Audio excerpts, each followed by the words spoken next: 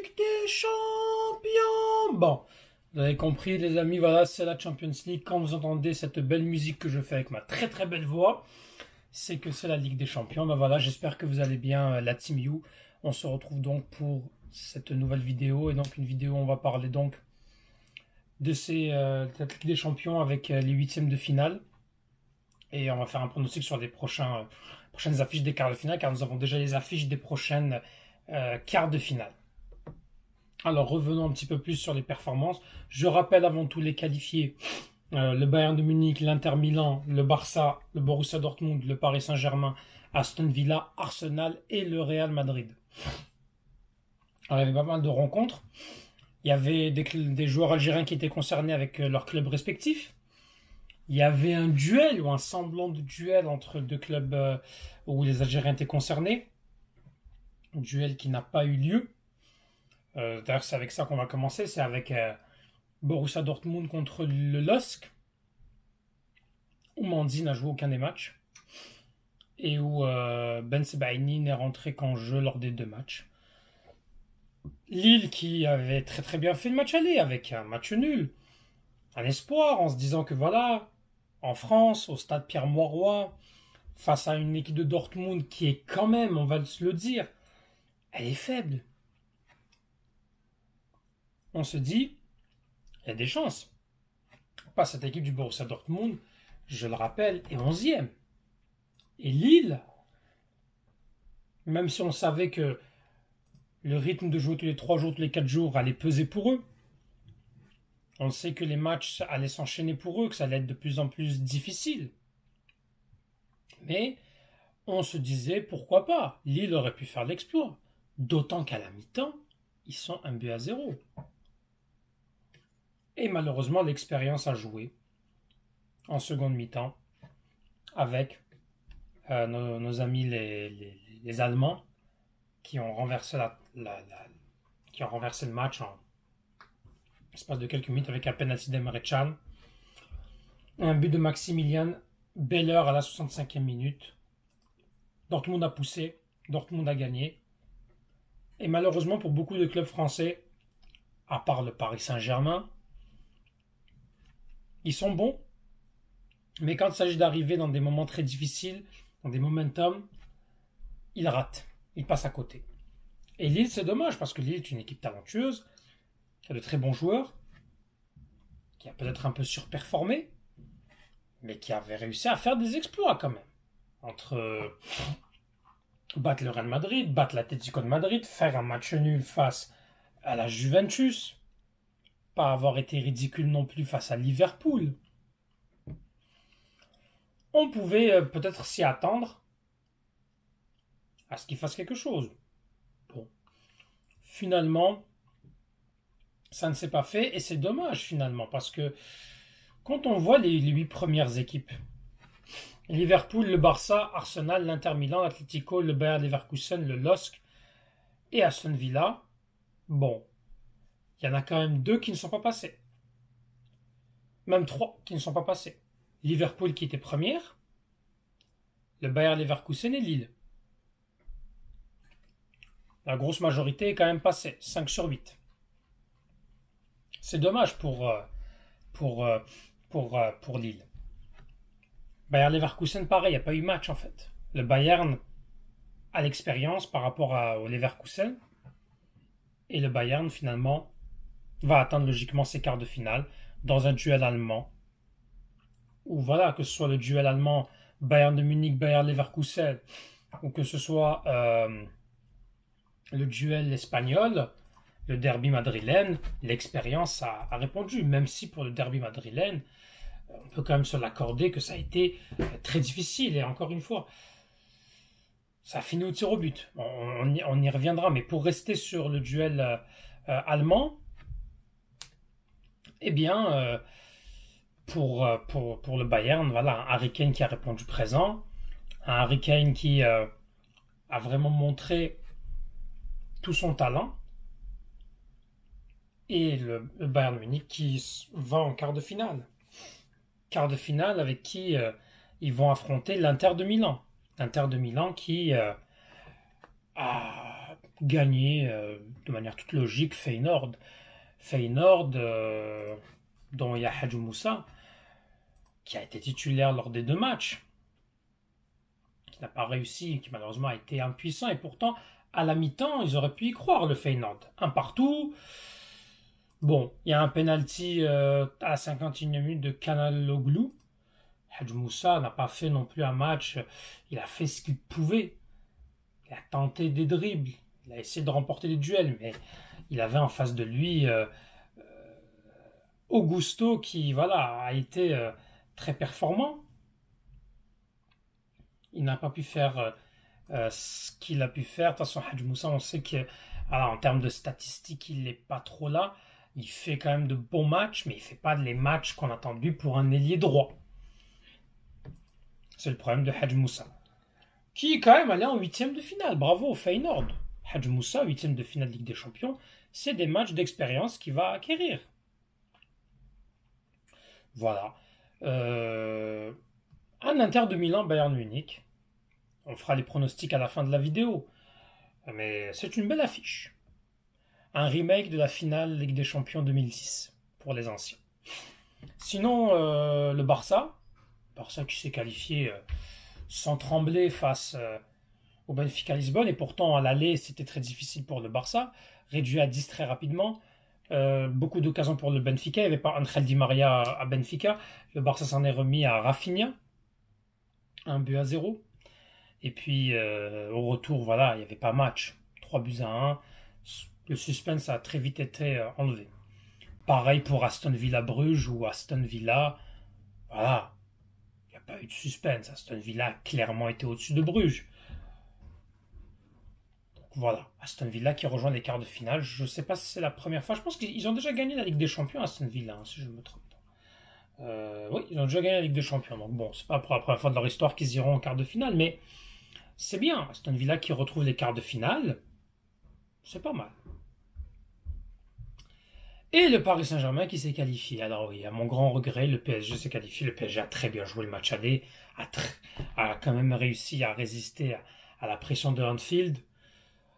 Liverpool a raté des occasions à Mohamed Salah qui clairement dit adieu au Ballon d'Or. Et un Dembélé qui clairement se rapproche du Ballon d'Or, même si voilà, on se dit qu'il y a des joueurs comme des Iniesta, des gros joueurs qui n'auront jamais gagné de Ballon d'Or. Et qu'on se dit que Dembélé peut gagner un Ballon d'Or, mais Dembélé, il a réussi à trouver l'efficacité. Et Dembélé, il avait le talent pour moi au début. Quand Dembélé débute, pour moi, Dembélé Mbappé, voilà, il devrait être sur la même lancée. C'est juste que Mbappé a éclos et Dembélé a pris du temps avant d'y arriver. Il est arrivé avec Paris alors qu'il est passé par le Barça. Il a enchaîné tellement de blessures, on le sait. Et en ce moment, voilà, 7 buts en Ligue des Champions, 20 buts en 23 matchs de Ligue 1. En Coupe de France, bon, un seul but marqué, il ne joue pas tous les matchs non plus. Un but en Trophée des Champions, pour l'instant, il est à 29 buts. 29 buts, et voilà. Peut-être qu'il a marqué des buts avec l'équipe de France, qui fait que... En tout cas, il est sur une bonne saison. Paris Saint-Germain, Aston Villa, ça aussi c'est une affiche qu'on se dit qu'elle est facile sur le papier, mais moi je me dis c'est pas si simple que ça, même si Paris est logiquement favori. Ils ont gagné au penalty, Donnarumma qui a été fautif au match aller, au retour il a été exceptionnel. On va dire les choses. Hein. Et on les affronte en plus dimanche, c'est ça le pire, alors qu'ils sont en pleine confiance. Real Madrid, Atlético de Madrid alors. Le Real Madrid à l'aller poussivement ont gagné. Au retour, l'Atlético Madrid a été clairement au-dessus. Le Real a souffert. Ils sont sortis au tir au but. Il y a ce petit scandale sur le penalty, comment il est tiré. Ça va faire jaser, sinon, qu'est-ce que vous voulez que je vous dise? De toute façon, il rate trop de situations, l'Atlético, trop de penalty. Il y a aussi le penalty de Llorente qui rate. Donc, il ne cède pas, en soi. Bon, Arsenal, il n'y avait pas de débat, hein. Ils avaient gagné 7-1, au retour, ils ont fait tourner, ils n'ont pas forcé 2-2, bon. Arsenal mérite sa qualification. Puis Arsenal, d'ailleurs, souvent, elle est habituée à donner des gros scores comme ça, à ses adversaires. Bon. Alors, nous avons 4 affiches. Nous avons Arsenal, Real Madrid, Paris Saint-Germain, Aston Villa, Barça, Borussia Dortmund et Bayern de Munich, Inter de Milan. Alors, Arsenal, Real Madrid. Je ne me rappelle pas d'un Arsenal, Real Madrid. Ou du moins, j'étais peut-être trop petit. Je ne regardais peut-être pas encore de foot. Arsenal, franchement, elle a sa carte à jouer face à un Real Madrid poussif qui est quand même malade, repose seulement sur le talent de Thibaut Courtois, le talent de leur défense. On se voit, ça joue à la solidarité. On connaît le Real Madrid mode Ligue des Champions. Voilà, dernière minute, ils vont essayer de faire quelque chose. Là, ils n'ont pas fait quelque chose à la dernière minute, mais ils ont tenu. Puis ils se sont qualifiés en souffrance. Le Real est connu pour se qualifier à la souffrance. Arsenal a une très bonne équipe. Le problème d'Arsenal, on sait que c'est son numéro 9. Sinon, ils ont toujours les Bukayo Saka, Declan Rice. Ils ont toujours Martinelli. Bref, ils ont quand même des bons joueurs. Ils ont aussi beaucoup de rattaquants, hein, pour rendre hommage à Stan les Outsiders, que je salue. Arsenal peut jouer, a une carte à jouer. Arsenal qui, je pense, si je ne me trompe pas, ils reçoivent. Qui reçoit? Le Arsenal reçoit au match aller et se déplace à Bernabeu au match retour. Fait que si Arsenal veut espérer, il va falloir pour eux qu'ils gagnent et qu'ils scorent surtout. Pour le Real Madrid, le fait que ça se joue au retour chez eux, ça laisse la possibilité. Et on connaît les soirées spéciales Ligue des Champions. Même si c'est un Real très malade, qui va dépendre de ses stars, de Vinicius, qui a raté un penalty, je rappelle, lors du 8e de finale, qui va dépendre d'un Mbappé. Mbappé qui est quand même irrégulier, début de saison poussif, très très bonne phase en janvier, début février. À mon avis, il va se faire enlever une dent de sagesse. Il revient, c'est pas mieux non plus. Même si Mbappé en termes de statistiques, c'est pas mauvais. C'est pas mauvais du tout. Il a été absent de cette Ligue des Champions lors de ses 8e de finale. Sinon, en termes de buts, il n'est pas mauvais. Il en est à 27 buts. 27 buts en à peu près 40 matchs. Bon.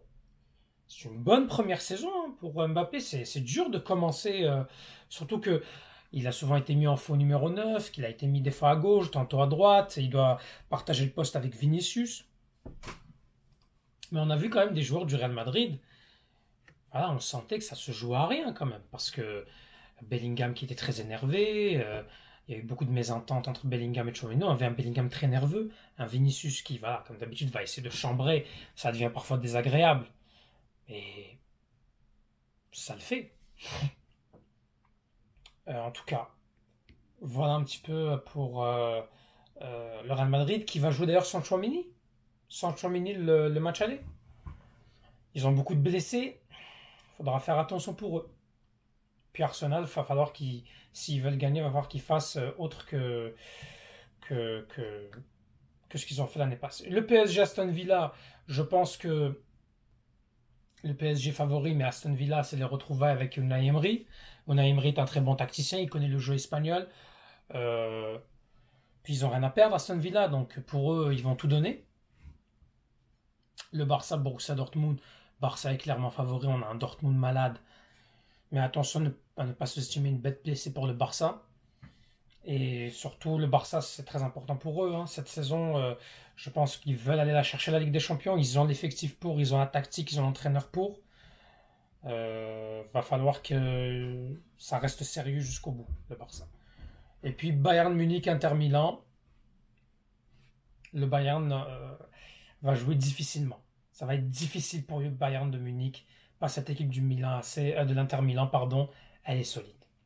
Si je dois faire des pronostics sur qui va passer, pour moi le PSG va passer face à Aston Villa, malgré que Unai Emery va poser de sérieux problèmes. Arsenal Real Madrid, c'est peut-être le plus difficile. Je vois pas comment le Real ne pourrait pas passer avec la logique, mais en même temps, Arsenal a ses chances. Mais je vais dire le Real. Le Barça devrait passer face à Dortmund et je vois l'Inter Milan passer. Voilà les amis. Mettez en commentaire vos pronostics. Pour vous, qui va passer ce quart de finale? Est-ce que Paris méritait de passer? Est-ce que le Real Madrid méritait? Est-ce que c'est un scandale le penalty mal tiré d'Alvarez? Est-ce que le Barça va pouvoir enchaîner? Est-ce que le Bayern va relever le défi face à l'Inter Milan? Bref, mettez tout ça en commentaire et abonnez-vous. Merci à tous pour votre soutien, les pouces bleus que vous mettez, les abonnements, etc. Et surtout, on s'abonne et on partage la vidéo. Merci à vous.